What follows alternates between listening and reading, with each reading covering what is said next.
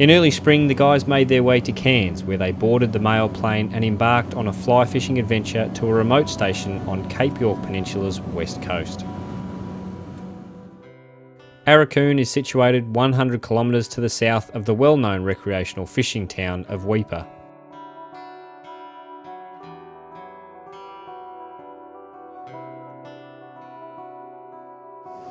As the boys made the 800-kilometre journey from Cairns, they stopped at remote stations across far north Queensland along the way. The mail plane delivered its usual cargo and in doing so played its role in both reducing the remoteness and making possible life in Australia's rugged far north.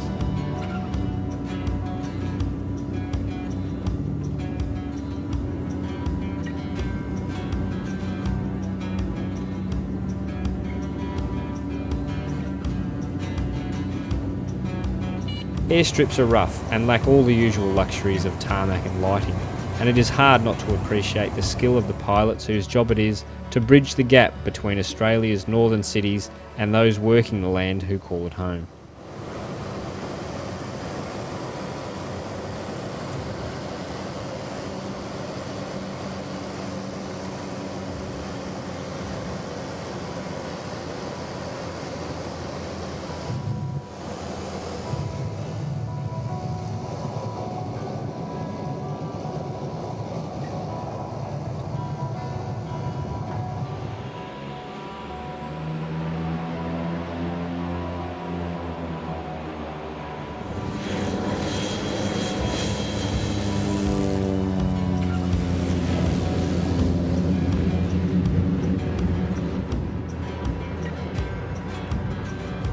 On arriving at the Blue Lagoon airstrip, Gavin and Alec were picked up and made the relatively short trip to the lodge and straight out onto the water.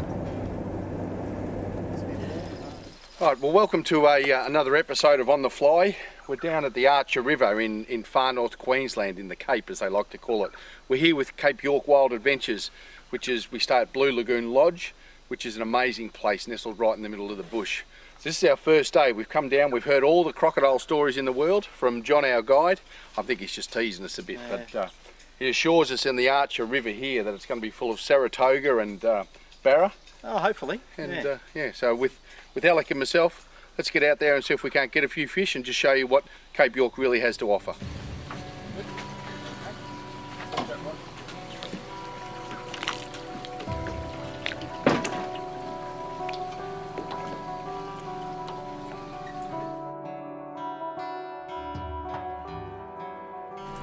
Now the gear we're using today is at the moment we've got a Stalker Air, which is an 8 weight, because some of the fish you're going to target here can be pretty large, so that's a pretty big fly, so you need something to be able to throw it out there.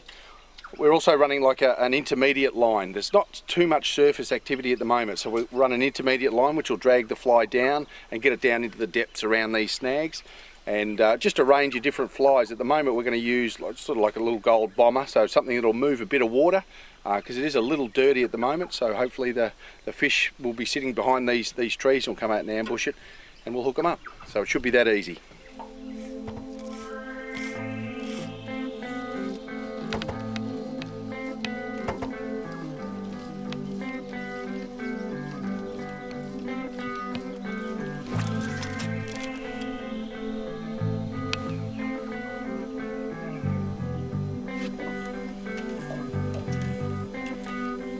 Oh, yeah, good work. Good work. It's interesting, we've been using that bomber sort of fly, which was staying up quite close to the surface, and we put on something with just some heavier eyes, and just to get down a little bit more depth. And the Saratoga's decided he wanted to have it.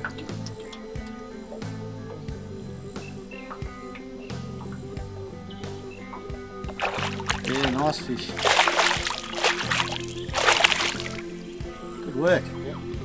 The Saratoga were a few pounds. These are pretty colours. Like you'd heard all the stories about the colours and the spots and things like that, but in real life, I'm not sure how it comes out on TV, but they're just an amazing creature.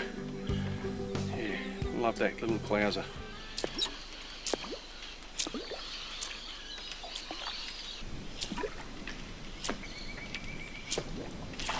Ooh, what is it? Oh, it's Sooty, is it? sooty, I think. Yeah. It's a nice fish, whatever it is. Yeah.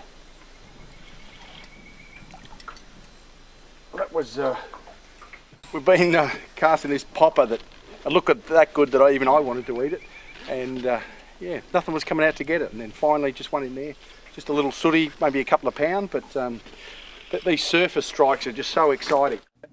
The waters surrounding Arakoon are well suited to working the top water with poppers, with seemingly everything looking to the surface for a potential meal, including solid, hard-fighting sooty grunter, with the power of a fish many times its size. Get him back in the water. Nice. Oh, you're on. Just a wee archer. It's even a little archer fish. They're just so aggressive up here in the Cape. Even something that small is going to eat whatever you're throwing at it. So pretty little fish. Get him back in.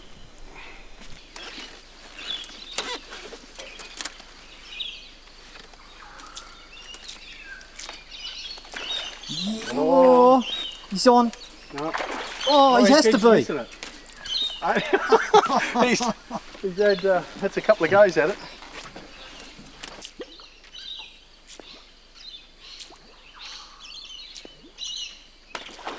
Oh.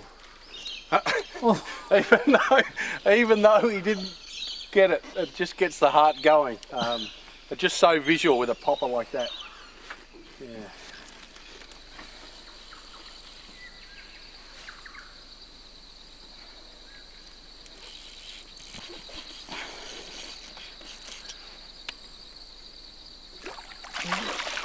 Nice little fish, eh? Solid. Just sat underneath the popper for a couple of seconds and just twitched it and it wanted it. Saratoga are a prehistoric looking fish and provide fantastic sport. Extremely aggressive with a flat back and upward facing mouth full of razor sharp teeth, they are made for surface feeding. Geez, for a really thin fish, they fight hard, don't they? And these teeth on them, don't want to go sticking my finger in there. No, don't.